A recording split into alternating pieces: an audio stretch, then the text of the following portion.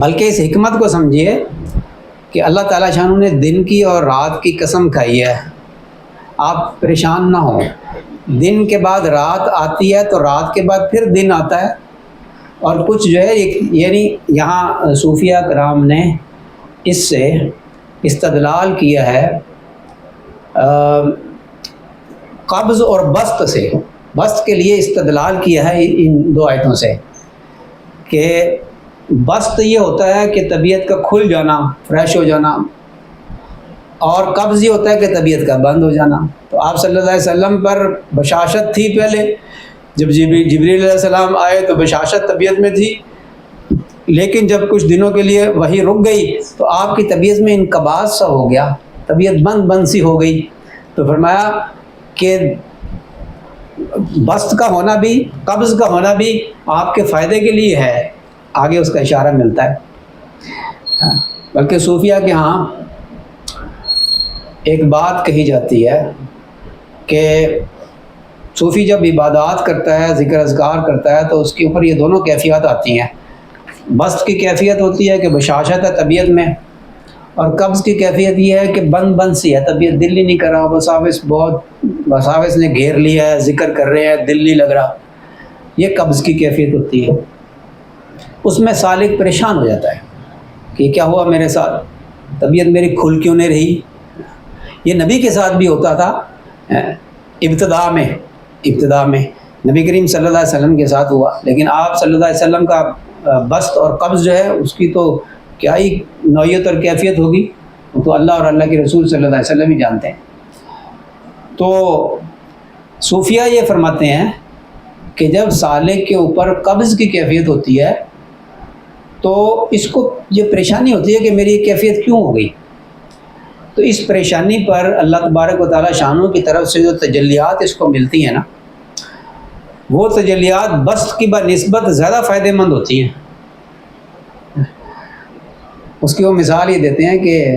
خزاں کے موسم میں جو پت جھڑ کا موسم ہوتا ہے، بسا اوقات درخت جو ہے بالکل ٹنڈ منڈ ہو جاتا ہے، لیکن ماہرین یہ بتاتے ہیں کہ پورا سال میں سب سے زیادہ خوراک درخت جو لیتا ہے وہ اس وقت دیتا ہے جب وہ ٹنڈ منڈ ہو جائے۔ اسی طرح جو سالک اللہ کے لیے محنت کر رہا ہے، ذکر اذکار میں، تبلیغ میں، تلاوت کے لائن سے، جیسے بھی وہ اللہ کے قرب میں محنت کر رہا ہے، تو اس کے اوپر جب قبض کی کیفیت آتی ہے اور پھر وہ پریشان بے چین ہوتا ہے کہ میری یہ کیفیت کیوں ہو گئی ہے، تو اس میں جو اللہ کی طرف سے فیض آتا ہے نا، اللہ تعالیٰ کی دو صفات ہیں، الباسط، القابض۔ جب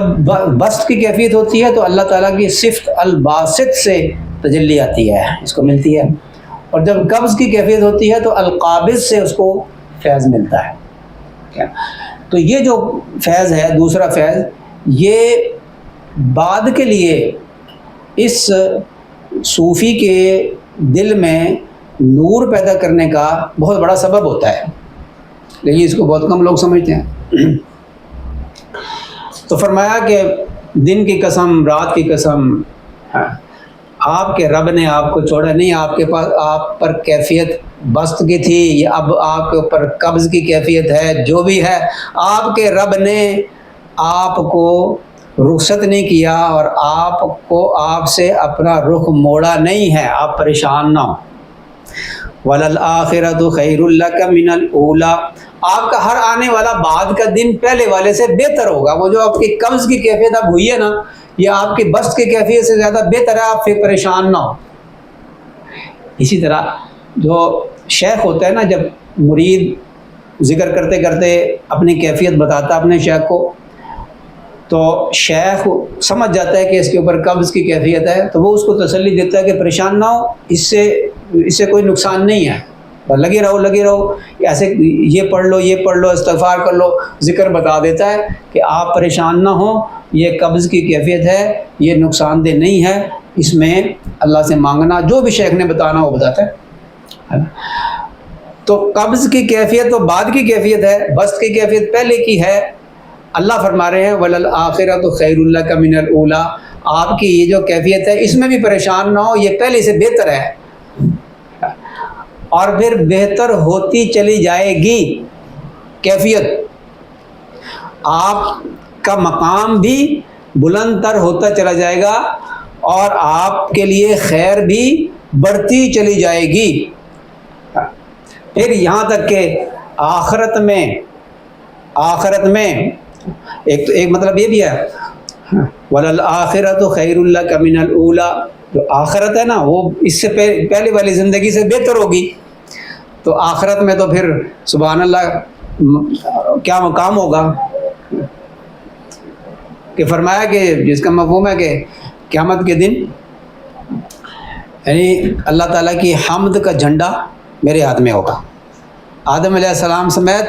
تمام بنی آدم، تمام انبیاء علیہ السلام میرے جھنڈے کے نیچے ہوں گے۔ کتنا دلیل مقام ہوگا۔ جنت کی چابی آپ صلی اللہ علیہ وسلم کے ہاتھ میں ہوگی، کوئی داخل نہیں ہو سکتا جب تک نبی کریم صلی اللہ علیہ وسلم جنت کا دروازہ نہ کھولیں اور اس میں داخل نہ ہو جائیں۔